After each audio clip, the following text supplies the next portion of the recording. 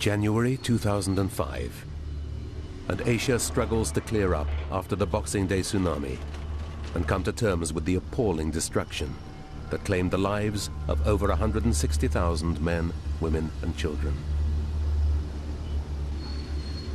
Tragically, this was not a one-off event. These catastrophes have happened before and will certainly happen again.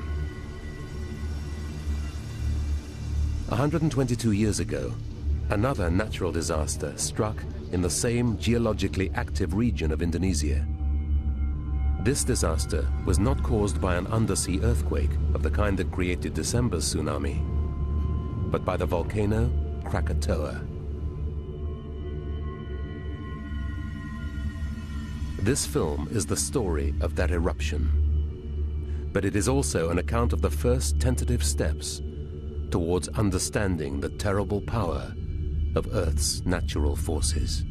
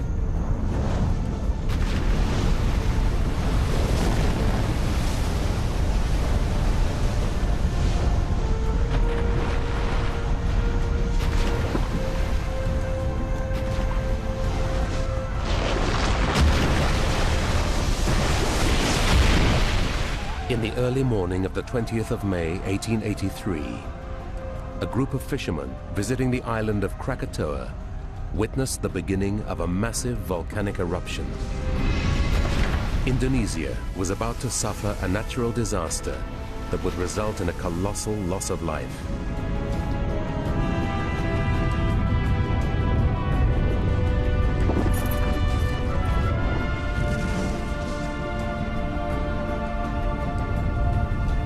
Several months later, Krakatoa would blow itself out of existence with an explosion the equivalent of 150 million tons of TNT. It was so loud that the sound of the detonation was heard over a twelfth of the Earth's surface. The shock waves reverberated around the entire planet. These vibrations are airborne. It's not coming through the ground. It's not an earthquake. This explosion also caused giant tsunami, the largest of them twice the height of those of 2004. Dear God! Take me to the wave now!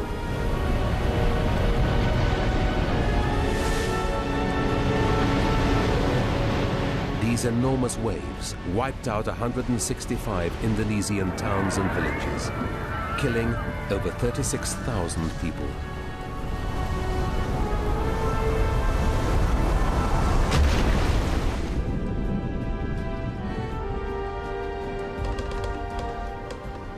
Within hours, news of the disaster was transmitted around the globe, and scientists of the time struggled to comprehend the geological forces that caused the tragedy.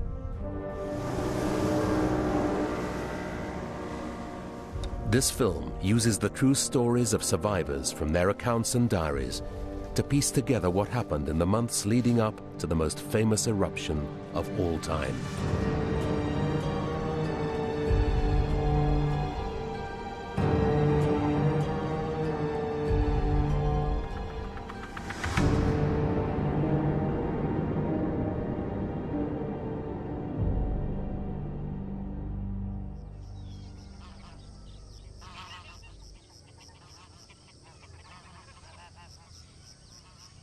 In 1883, Ketimbang, on the southern tip of Sumatra, was a rural outpost of the Dutch colonial empire. There seemed little that would disturb the daily life of this heavily populated coastal village.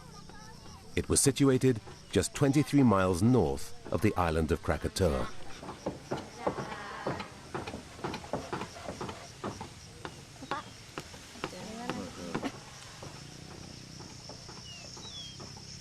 Sumbi, a local girl, was starting her first day as a nanny for the wife of the Dutch regional official.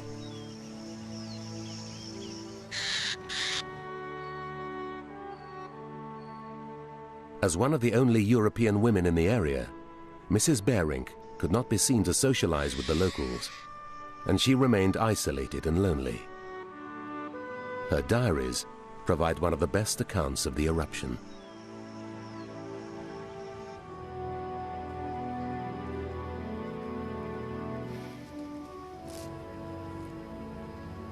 His name is Yanni.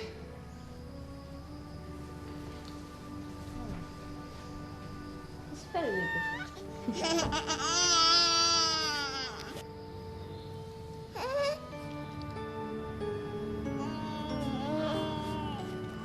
You may play with him for a little.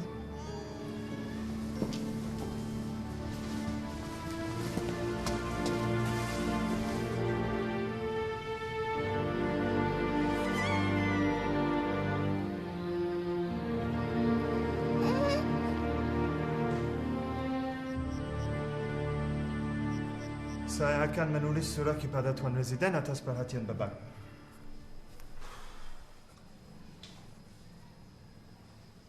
Semua pergi sekarang. Saya harus ketemu banyak orang sore ini. Willem Berink, the husband of Mrs. Berink, was the controller of Ketimbang and responsible for enforcing colonial law and order. Each morning, he will hold a clinic for the administration of the affairs of the local people. Berink was well versed in a number of skills, including Islamic law, local languages, and rudimentary geology.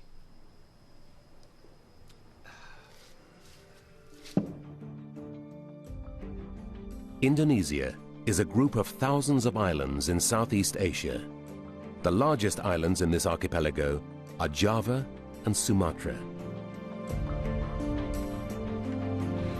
The Berinks lived at the southern tip of Sumatra in Ketimbang, just 23 miles north of Krakatoa.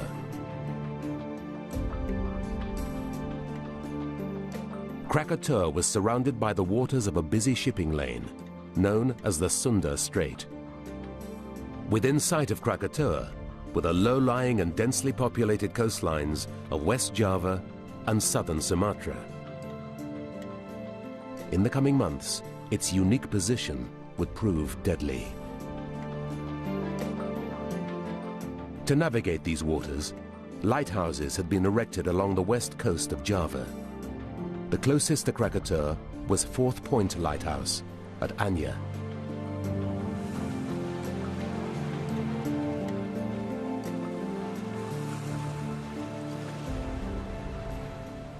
As its recently appointed keeper, Temang would be one of the first to witness the beginning of the eruption.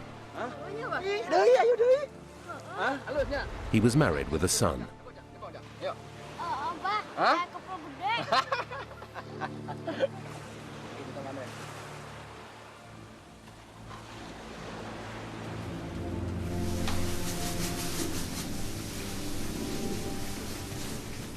Passing even closer to Krakatoa was the Dutch government steamer, the Governor-General Loudon, that regularly crossed the Sunda Strait. Gentlemen. The ship was under the command of ex-Dutch naval officer Captain T.H. Lindemann. Spick and span. You know how I like it.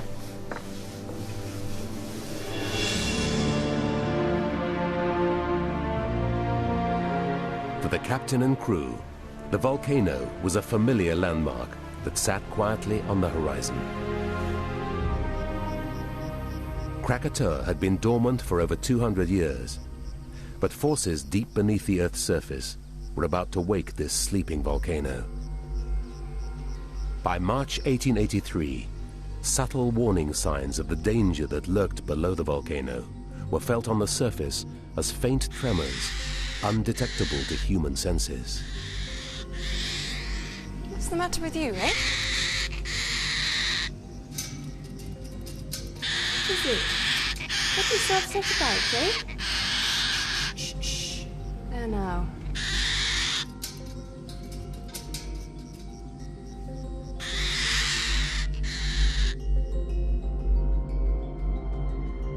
"83 miles east of Krakatoa, on the north coast of Java, was the busy port of Batavia.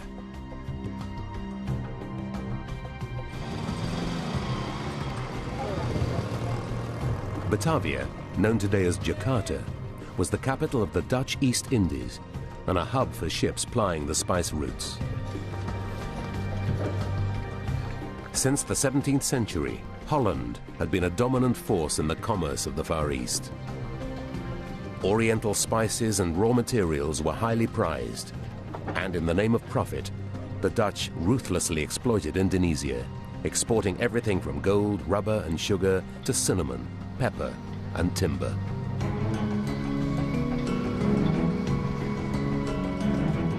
Large numbers of trading ships would travel back and forth to Europe. Each one would sail through the Sunda Strait and pass Krakatoa.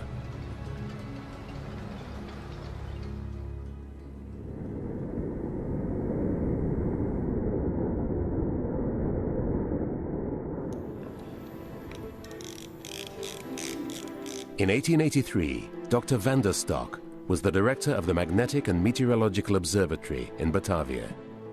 His duty was to report signs of seismic activity directly to the authorities.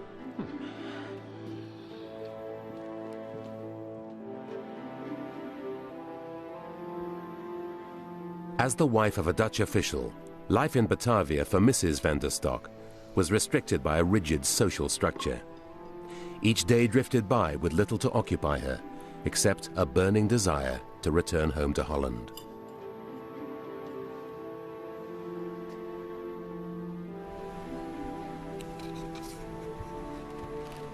Also stationed in Batavia was Sherman, an energetic young geologist. Sherman would have had a good understanding of volcanology, but in 1883, the science was still in its infancy.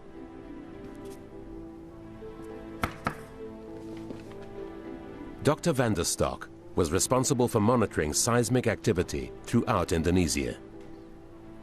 As a scientist, he wrestled with important questions of how the geological activity of an area could be understood and whether potential disasters could be predicted. Sherman, Director? have you come to return my books? Oh, I've not quite finished with them yet. You know the 11th commandment? I find 10 hard enough. All books borrowed must be returned on pain of hellfire. Is God a librarian? Well, if he was, you'd be struck down dead where you stand.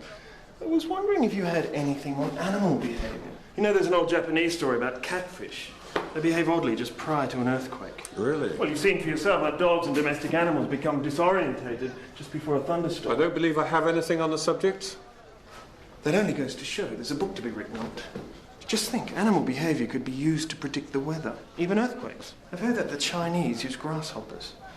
If we could relate the results of your instruments with observed changes in animal behaviour... Sherman, enough. This is hardly science. Of course this is science. Everything's science. I should go get a dog. And don't forget my books.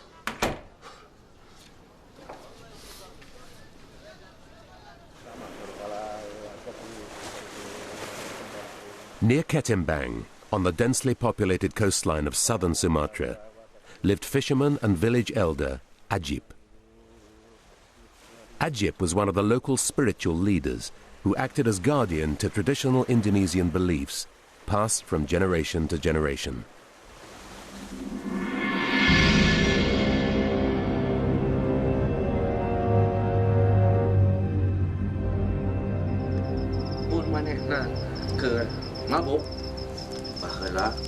Aya nu ngaranna jin alije.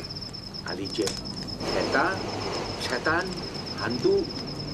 Di Gunung Krakatoa, gunung. Kamu? Mun manana kegelembok, manana beuki nguntahkeun seuneu di golongan irungna gitu.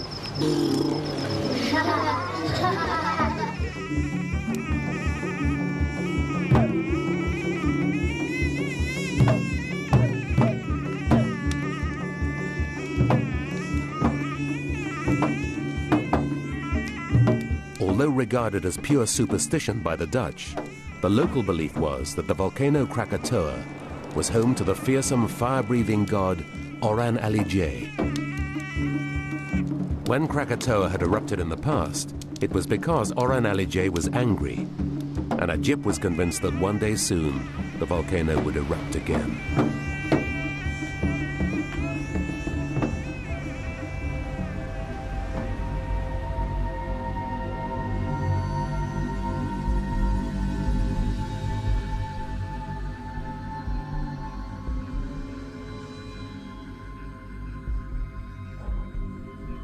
Pressure building deep beneath Krakatoa was beginning to make itself felt on the surface. Magma from deep inside the earth was rising, and the volcanic island, only 23 miles out to sea, was preparing to erupt once more.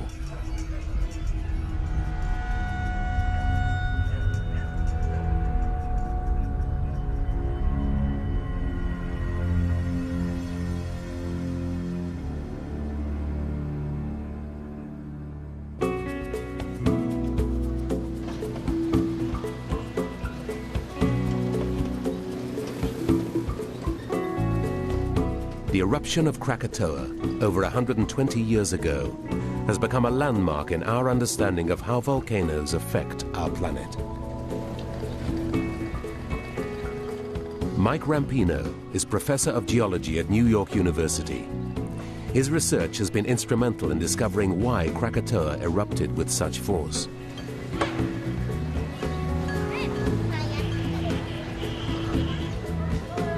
He's returning to Indonesia for the first time in 26 years.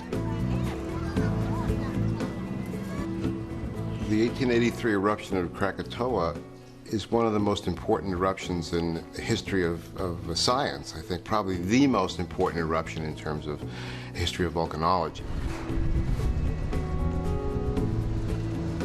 For the first time, a large explosive volcanic eruption took place when there were enough observers spread around the world, on land, on ships at sea, to really get a global synoptic picture of what happens when a large volcanic eruption takes place. Krakatoa's devastation was not wreaked by the eruption itself, but like the disaster of 2004, the massive death toll was caused by tsunami.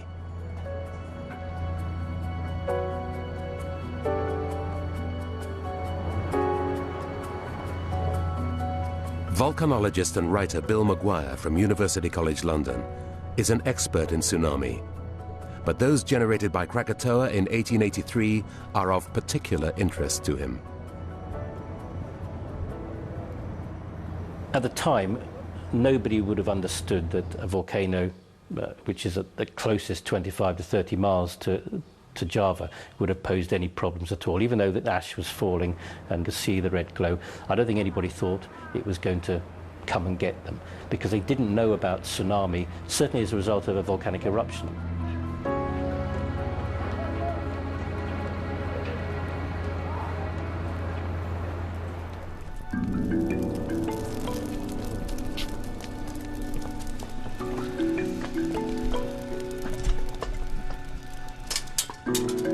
To understand what Krakatoa was like in 1883, Mike Rampino has traveled to the volcanic national park of Tengah Bromo in East Java.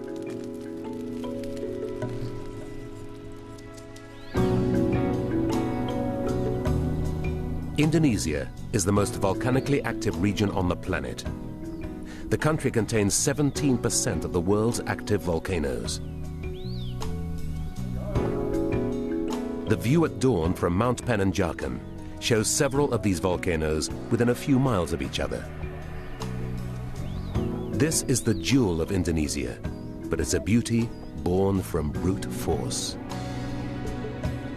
There's a kind of rule in geology that the more beautiful the landscape, the more dynamic the processes are that create those landscapes. And volcanism is one of the most dynamic processes that exists on the planet. And so we see these beautiful volcanoes, these craters with steam and ash coming out, and we think how beautiful, how dramatic, how gorgeous. But it's what's underlying this, what's going on underneath the ground, inside the earth, that makes this such a dangerous situation. The reason why Indonesia has so many volcanoes and earthquakes is due to the country's geographical position. The archipelago that starts in northern Sumatra stretches over 3,000 miles south. It has been created by the forces where two of the tectonic plates that make up the Earth's surface meet. The ocean floor of the Indo-Australian plate and the Asian landmass of the Burmese continental plate are in collision. As they push against each other, the heavier ocean floor is forced underneath the lighter continental rock. When these plates or slabs come together, one pushes its way down back into the interior of the Earth. That process is called subduction. And as that crust is pushed down into the hot interior of the Earth, the rock melts. And some of that melted rock finds its way back up to the surface through fissures and cracks and erupts at the surface to form volcanic eruptions.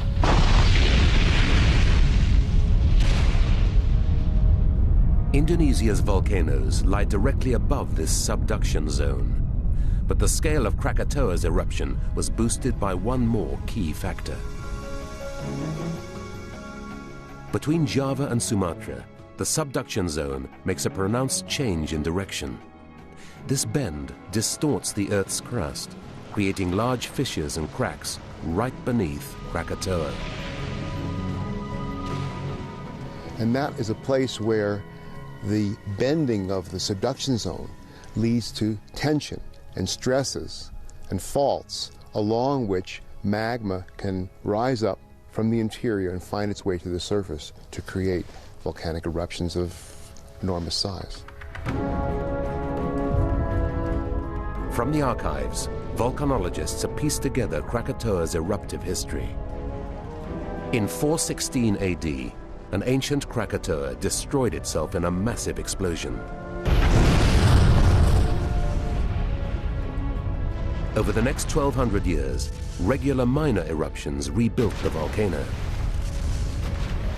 These small eruptions helped release the pressure created by the enormous geological forces beneath the island. But over time, a plug of thick, viscous magma formed in Krakatoa's throat, preventing the gases and magma from escaping to the surface. The eruptions ceased, and by 1883, Krakatoa was a time bomb, waiting to explode.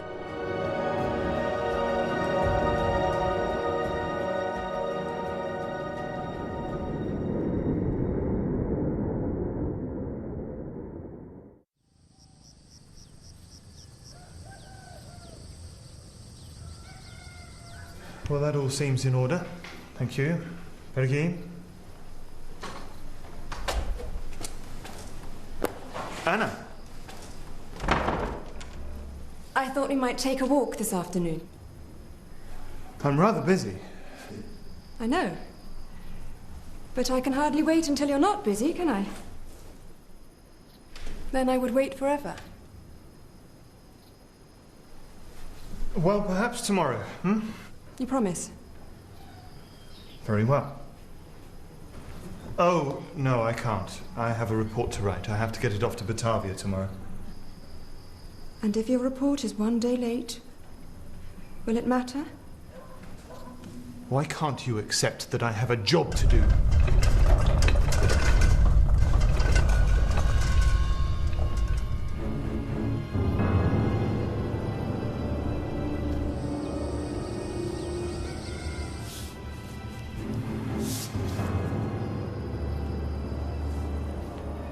With the strength of the tremors increasing, it fell to Bering as controller to report them to his superiors in Batavia.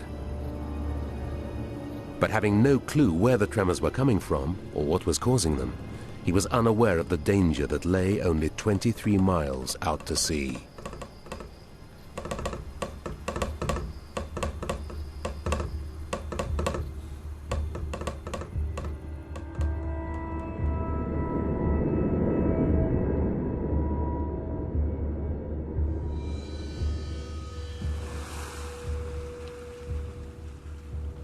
Just before midnight on the 9th of May, 1883, intense pressure building deep beneath the Earth's crust broke through the line of weakness directly below Krakatoa.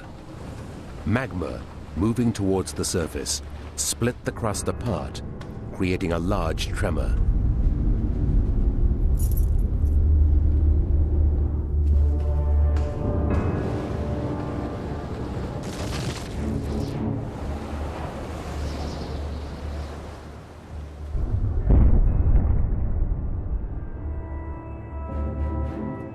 That night, Tamang, the lighthouse keeper, saw the momentary flattening of the waters of the Sunda Strait. The force needed to freeze the ocean is almost beyond imagination. This was the first documented warning sign of the beginning of Krakatoa's 1883 eruption.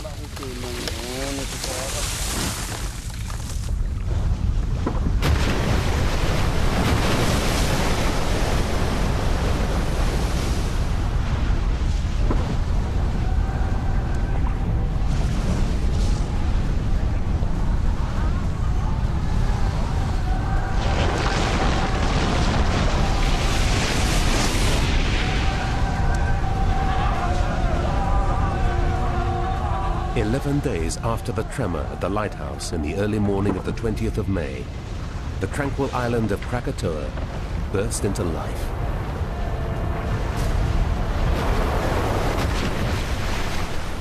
Intense pressure building beneath the most northern crater was finally released. Moments later, shock waves were felt in Ketimbang.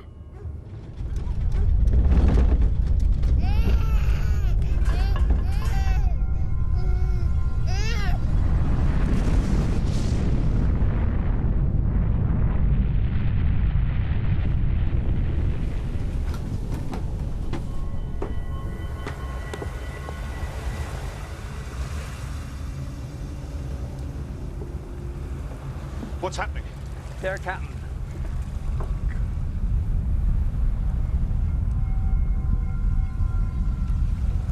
Dear God. Hold this course as best you can. Captain. This initial eruption was witnessed by a dozen ships in the Sunda Strait, including Captain Lindemann on the Governor-General Ludon.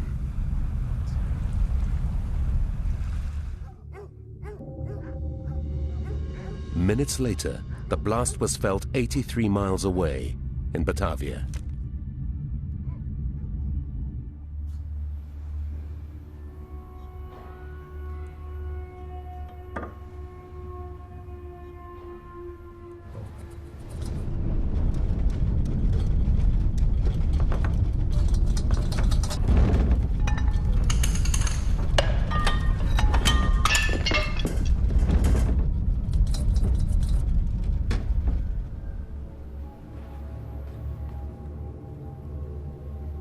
When Mrs. van der Stock's china broke, Dr. van der Stock noted the exact time as 10:55 a.m. Initially, he thought he was dealing with an earthquake. Did you register a tremor? Does that correlate with your instruments? It's not an earthquake. I felt a distinct tremor, and the dog... Forget about your dog, Sherman. Take a look at this. Needle has been moving in a vertical plane. These vibrations are airborne. It's not coming through the ground. It's not an earthquake. Then volcanic? I think so. At last. I've always wanted a volcano. What do we have on the subject? Among the many instruments used in van der Stok's observatory was a magnetic declinometer, whose floating needles were so sensitive they could detect the tiniest movements in the atmosphere or through the ground. Using the readout from the declinometer, van der Stok realized that the disturbance was in fact an air blast caused by an explosion nearly 100 miles away. But even van der Stok could not have predicted the scale of devastation Krakatoa would wreak.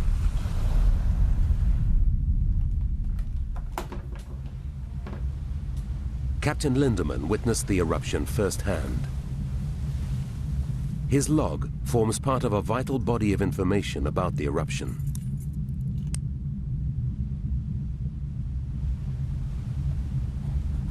On the 20th of May at 10:30 in the morning, a volcanic eruption was observed on the island of Krakatoa. We saw from the island a white cumulus cloud rising fast. It rose almost vertically until after about half an hour it had reached 11,000 meters. Here it started to spread like an umbrella as it had reached the height of the westerly winds. Soon, only a small part of blue sky was seen on the horizon.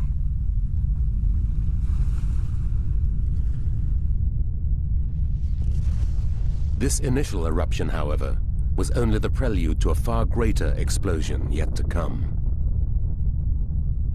Krakatoa had finally woken from its slumber.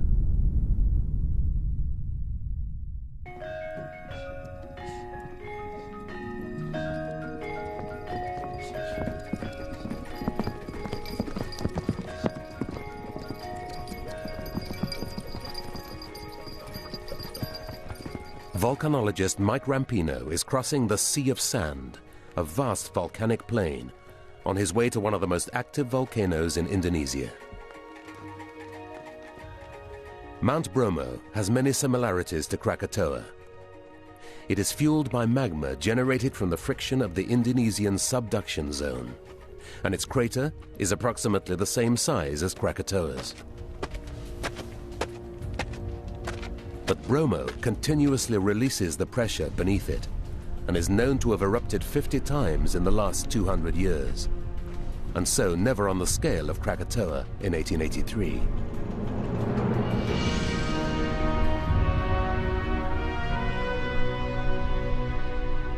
The initial eruption of Krakatoa on May 20th, 1883 was typical for the beginning of an explosive volcanic eruption.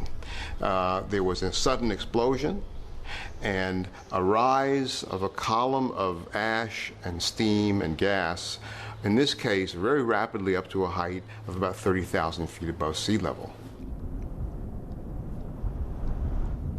What had happened is a viscous plug of congealed magma and rock was sitting in the throat of that volcano for 200 years. And finally, the pressure below it built up to the point where the rock cap broke. That released the pressure on the magma chamber inside the volcano, and that's like popping the cork on a champagne bottle. In fact, it's like shaking up the champagne bottle first and then popping the cork. This violent eruption was the opening salvo for a series of eruptions that were to take place over the next few months.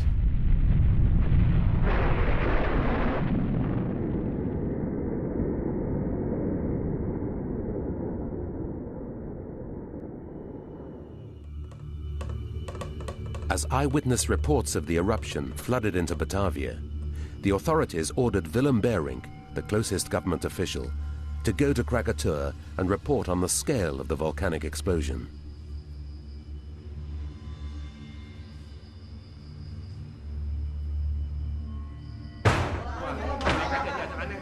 How dare you burst your way into the office like this? Stand back! Be quiet! Now you tell me what this is about. Orang Alijeh marah. Stop that nonsense about Orang Alijeh. Your volcano god is a ridiculous superstition. Sekarang, katakan apa yang kamu lihat. Tanah belah, air muncrat, laut mati, Krakatoa meleduk. Orang kudu. I believe you. I've had reports from Batavia and I have orders to go and see Krakatoa Island myself. Saya perlu orang antar saya ke sana. You take me? Who will take me? You take me. Aing nu nganterkan.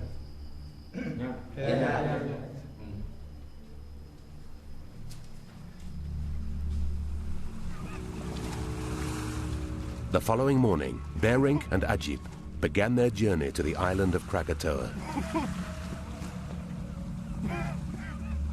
The volcano that normally dominated the horizon was now invisible, shrouded in clouds of acrid sulfurous gas. Their progress was painfully slow.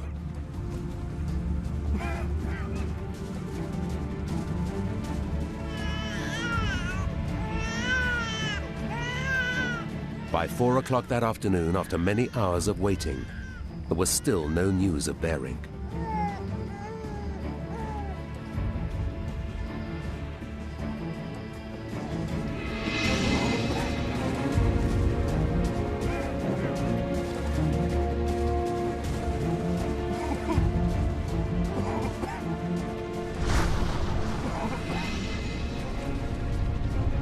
Stop.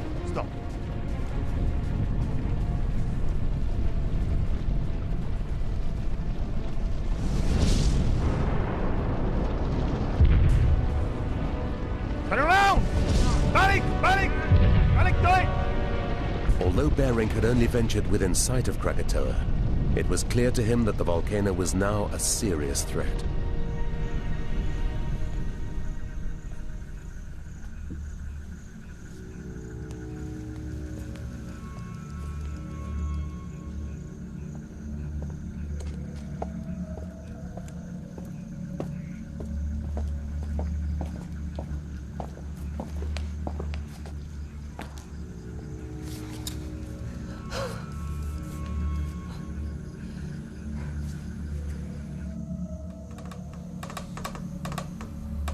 On his return, a concerned Bering wired a report of the eruption to Dr. van der Stock at the Magnetic and Meteorological Observatory in Batavia.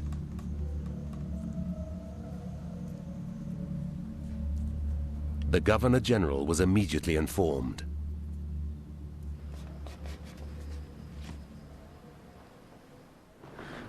Director, guess what? You brought my books back. No, I'm off to Krakatoa. The governor himself has asked me to make a report. You? He chose you? It should be me who's going. I'm the one who alerted him to the message from Kettingbang. I expect he thought I was more expendable. You're a married man. No one will miss me.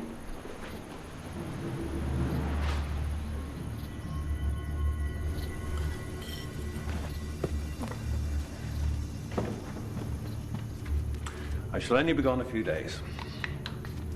I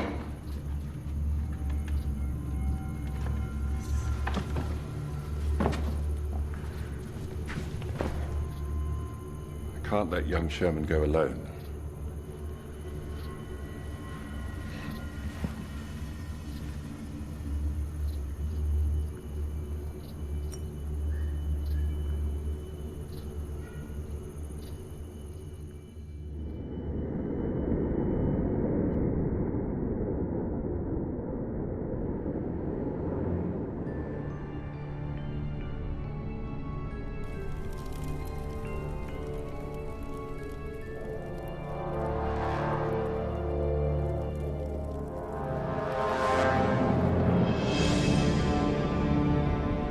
On the 27th of May, 1883, an investigating party of Sherman and van der Stock set foot on Krakatoa. Believing that the volcano was still in eruption, they were surprised to discover that an eerie calm now shrouded the mountain. As they began their ascent up the slopes of the active crater, they saw large areas of the once forested island now lay charred and smoldering.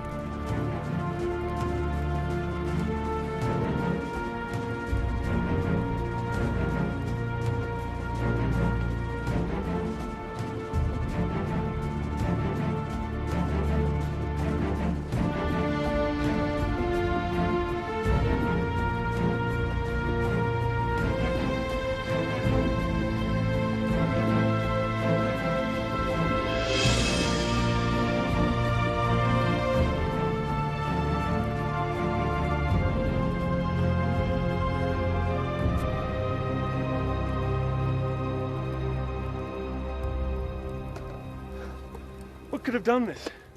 These trees have been completely flattened by some immense force. The entire forest has been stripped bare. What do you make of it? Well, it's as if some superheated whirlwind has torn down the mountain. It's remarkable. Indeed.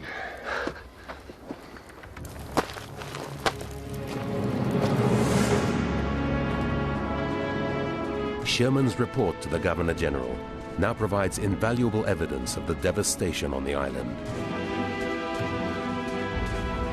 Following in the footsteps of the bravest, or perhaps the most foolhardy, we climbed the bare hills, which did not offer any obstacles other than the loose ash. Horrible was the view of that somber and empty landscape, which portrayed itself as a picture of total destruction. Foul-smelling smoke permeated the landscape, causing us to gag. In addition to the smoke, one also recognized amongst the gaseous products sulfuric acid, which made itself known by its smell.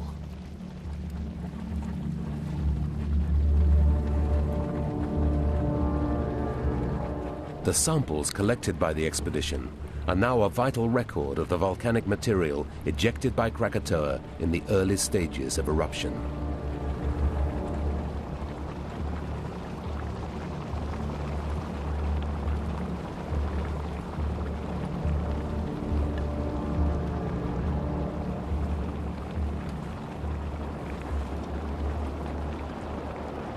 I expect this is what hell looks like.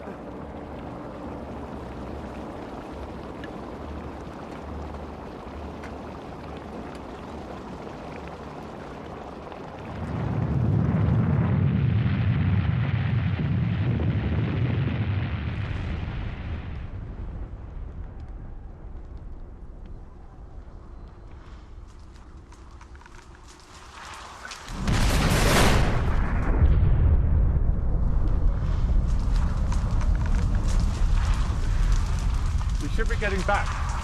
I want to see the crater. We don't have the time. I'm going up there. Sherman, no.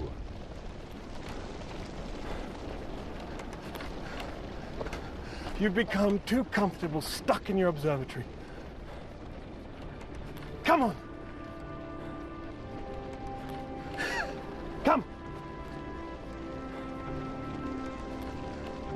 Come on.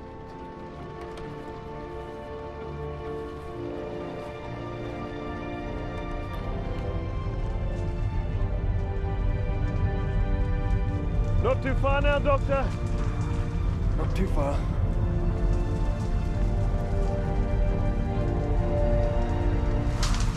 Soon, every sign of vegetation disappeared, and all we could see was the roaring column of smoke.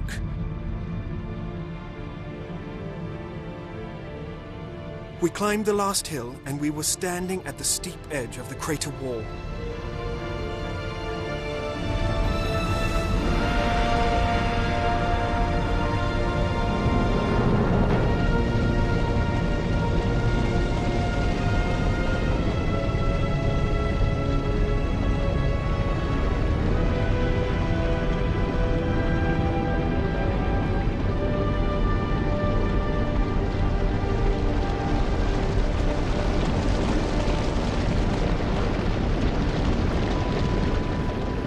Who thought hell could be so beautiful?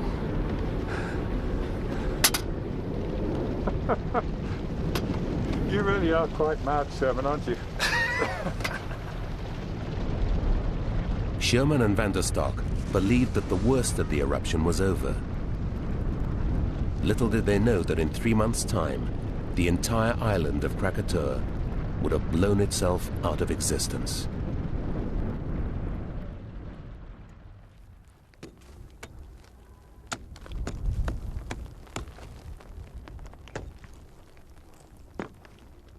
Volcanologist Mike Rampino is at the lip of the crater of Mount Bromo in East Java. Bromo's crater is a similar size to the one Sherman would have seen on Krakatoa. Sherman, in a sense, was one of the first volcanologists. At that time, volcanology was in its infancy, and we didn't know much about the behavior of volcanoes. And in fact, the study of Krakatoa was the first real study of a volcano that began to give us information about how volcanoes work. And Sherman actually did a very valuable thing by collecting samples of the material that had been erupted by the volcano during its earliest stages of eruption. Clearly, when Sherman walked across Krakatoa, he should have known that it was a dangerous place to be. Sherman's party had no real understanding of just how dangerous their expedition had been. Today, volcanologists like Mike Rampino fully understand the deadly forces that had stripped the slopes of Krakatoa, forces known as pyroclastic flows. They were quite lucky to be there during a time when the volcano was less active because the area had been devastated by pyroclastic flows and surges, hot mixtures of ash and gas.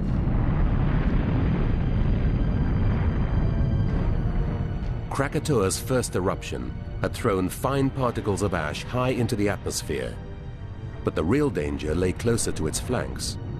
Heavier material had cascaded down the sides of the volcano as superheated debris. Anything standing in the way of this pyroclastic flow would have been incinerated instantly.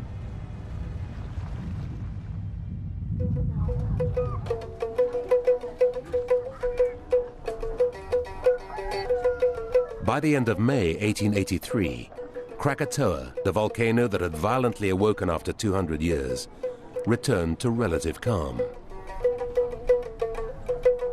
For 3 months after Sherman's expedition, all that was noticed on the island was a continuous plume of smoke and the occasional rumble. In the belief that the eruption was over, life in the coastal communities of West Java and southern Sumatra returned to normal. It's fairly common during many explosive eruptions, during the early stages, that you get some activity and then things quieten down again. This is the really dangerous thing about explosive eruptions. It's almost impossible to predict when the climax is going to be. In the case of some eruptions, it can come within a week. In the case of Krakatoa, it came months after activity started. And there's a danger always that once activity has died down, people are going to say, well, that's it, let's forget about it, we're all safe now. But that often isn't the case.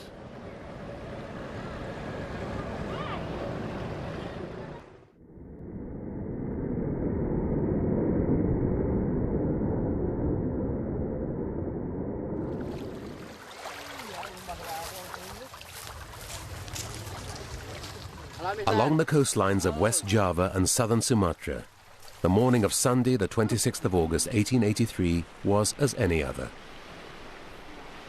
But within 24 hours, Krakatoa would destroy itself and devastate the entire area in an eruption of cataclysmic proportions.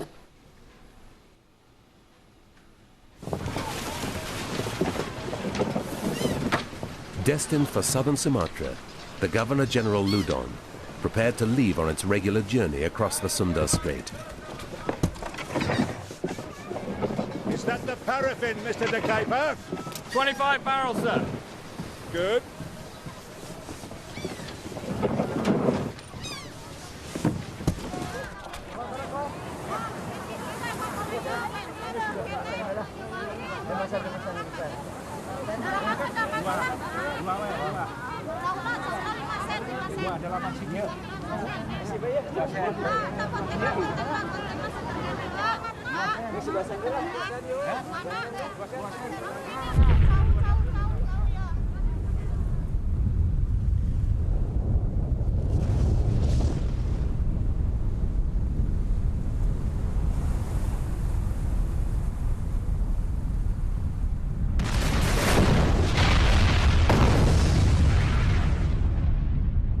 At 6 minutes past 1 on the afternoon of Sunday, the 26th of August, 1883, all 3 craters on the volcanic island of Krakatoa erupted in a massive volley of explosions. The enormous pressure that had been building for hundreds of years was suddenly released.